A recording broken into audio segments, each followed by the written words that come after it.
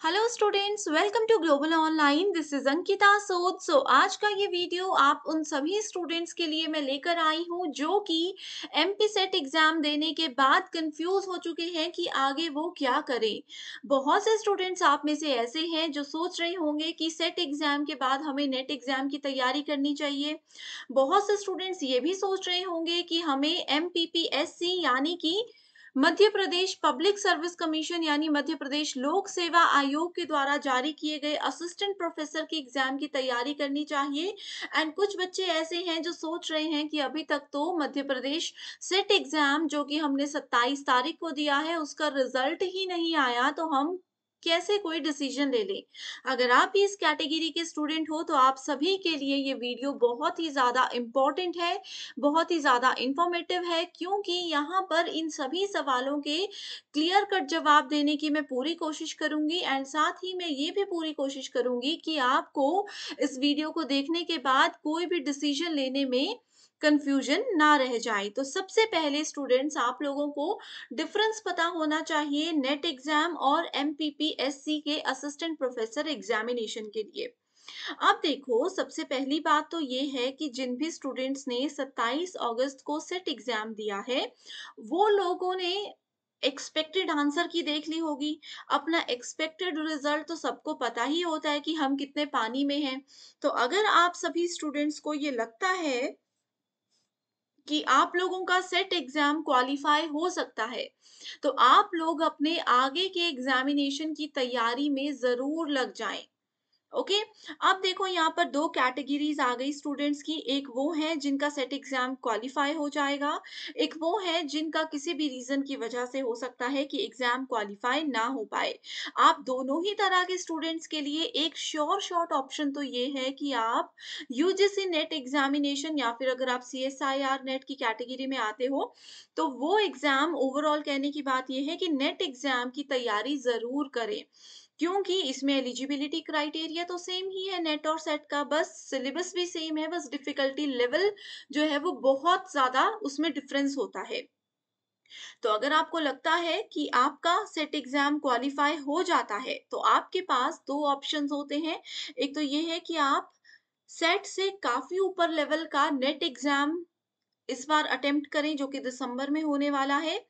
And दूसरा option ये है कि आप लोग एमपीपीएससी असिस्टेंट प्रोफेसर के जो फॉर्म्स निकले हैं वो ज़रूर भर दें, जिसकी लास्ट डेट 30 अक्टूबर है।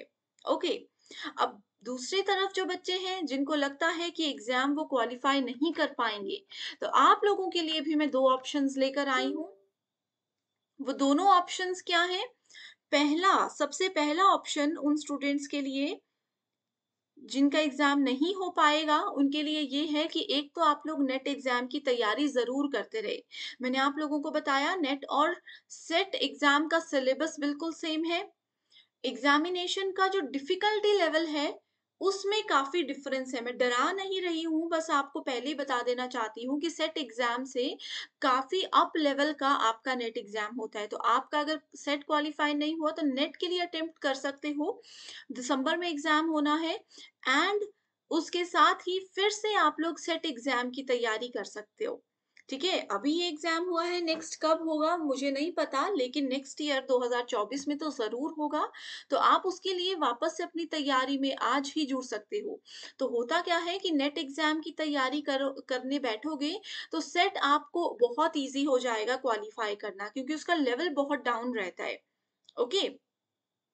अब यहाँ पर सबसे बड़ा सवाल आता है कि मैम ये तो आपने बता दिया कि क्या करें, लेकिन इसकी तैयारी कैसे करनी है ये भी बता दो। तो इसके लिए आपके लिए नेट और एमपीपीएससी दोनों कोर्सेज हम लेकर आए हैं। अगर आप एमपीपीएससी 2023 एग्जाम की तैयारी कर रहे हो तो इसमें पेपर 1 कॉमन रहता है, कंपल्सरी रहता है, जिसका पैटर्न ऑलरेडी मैं डिस्कस कर चुकी हूँ। वीडियो का लिंक आपको डिस्क्रिप्शन में मिल जाएगा, चेक कर लीजिए। सो इस पेपर 1 में एग्ज़ाम का जो भी प्रीवियस ईयर एग्ज़ामिनेशंस हुए हैं, उनका जो भी लेवल है जो भी पैटर्न है, जो भी क्वेश्चंस पूछने का तरीका है, उन सब चीज़ों को ध्यान में रखते हुए ये कोर्स लाया गया है। इसमें आपको फुल सिलेबस एमसीक्यूज़ भी मिलेंगे, जिसमें से एज़ इट इज़ क्वेश्चंस आते हैं, फुल सिलेबस टेस्ट सीरीज़ भी आपको मिलेगी। यहाँ पर आपका मेजर फ़ोकस रहना चाहिए मध्य प्रदेश के जीके पर, क्योंकि यहाँ से क्वेश्चंस आते हैं। मध्य प्रदेश जीके, मध्य प्रदेश की जो भी हिस्ट्री है, जो भी स्टैटिक हिस्ट्री है, इसके अलावा जो भी आपके करंट अफ़ेयर्स हैं, ये सब पे फ़ोकस रहेगा एंड इस अकॉर्डिंग ही कोर्स हम आपके लिए लेकर आए हैं।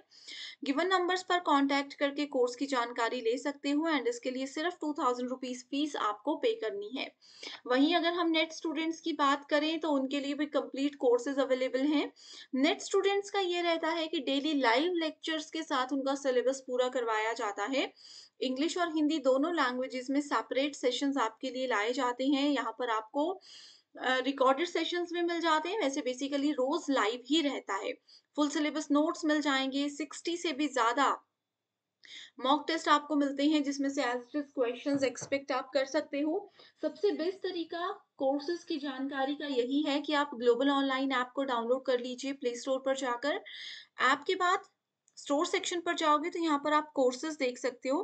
किसी भी कोर्स को सर्च कर लीजिए या फिर डायरेक्टली सर्च बार में जाकर आप इस तरीके से कोर्स का नाम लिख सकते हो। यूजीसी नेट देखोगे, आपके सामने ये कोर्स आ जाएगा। अगर आप लोग एमपीपीएससी सर्च करते हो तो ये कोर्स का भी, असिस्टेंट प्रोफेसर के कोर्स का भी ओवरव्यू आपके सामने आ जाएगा। सो आप जिस भी चीज़ में इंटरेस्टेड हो आप ज़रूर कर सकते हो। एंड अगर हम अपॉर्चुनिटीज़ की बात करें कि जॉब अपॉर्चुनिटीज़ किसमें ज़्यादा हैं, किसमें जल्दी आपको नौकरी मिलने के चांसेस हैं, तो वो दोनों ही रहता है। अब देखो क्या होता है, आप लोगों ने सेट एग्जाम दिया, सेट के बाद आपको एमपीपीएससी क्लियर करना पड़ेगा, असिस्टेंट प्रोफेसर क्लियर करना पड़ेगा, ठीक है। अगर आप सोचते हो कि नेट सेट के बाद हम नेट की तैयारी करें तो नेट के बाद भी आपको डायरेक्टली जॉब तो मिलेगी नहीं, इसके बाद भी तो आपको एमपीपीएससी देना ही पड़ेगा। तो ये भी एक बहुत इंपॉर्टेंट पॉइंट रहता है। बस डिफरेंस ये है कि सेट से आपको सिर्फ अपने स्टेट में ही जॉब मिलेगी या नेट के बाद एमपीपीएससी या किसी भी स्टेट का कमीशन अगर आप देते हो तो आप पूरे ओवरऑल इंडिया में कहीं पर भी जॉब कर सकते हो। तो ये आप पे डिपेंड करता है कि आप लोग नेट के थ्रू जेआरएफ लेना चाहते हो तो ज़रूर नेट ट्राई कीजिए। अगर आपको डायरेक्टली असिस्टेंट प्रोफेसर ही बनना है तो सेट के बाद आप एमपीपीएससी पे डट कर तैयारी कीजिए। एग्जाम के लिए भी काफ़ी टाइम है। तो पूरी जान लगा दीजिए इस एग्ज़ाम को क्वालिफ़ाई करने के लिए। हम भी आप लोगों के लिए बेस्ट कोर्स लेकर आएँगे। जैसे सेट के लिए बेस्ट कोर्सेज़ मैंने आपको प्रोवाइड करवाए थे, वैसे ही नेट के लिए भी और एमपीपीएससी के लिए भी बेस्ट कोर्सेज़ मैं लाने की पूरी कोशिश करूँगी। सो गिवन नंबर्स पर कॉन्टैक्ट करके आप इसकी पूरी जानकारी ले सकते हो। So thank you so much everyone for watching this video and I wish you all the very best.